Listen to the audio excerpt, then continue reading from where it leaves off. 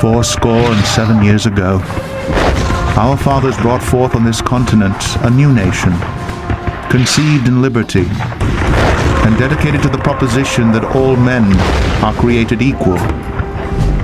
Now we are engaged in a great civil war, testing whether that nation or any nation so conceived and so dedicated can long endure. We are met on a great battlefield of that war. We have come to dedicate a portion of that field as a final resting place for those who here gave their lives that that nation might live. It is altogether fitting and proper that we should do this. But in a larger sense, we cannot dedicate, we cannot consecrate, we cannot hallow this ground. The brave men, living and dead, who struggled here, have consecrated it far above our poor power to add or detract.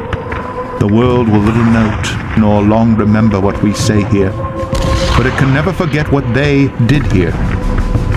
It is for us the living rather to be dedicated here to the unfinished work which they who fought here have thus far so nobly advanced.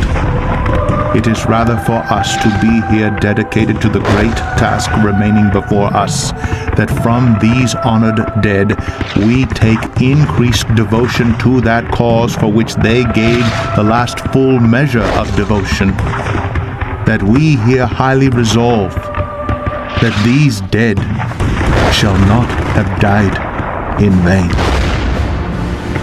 that this nation under God shall have a new birth of freedom, and that government of the people, by the people, for the people, shall not perish from the earth.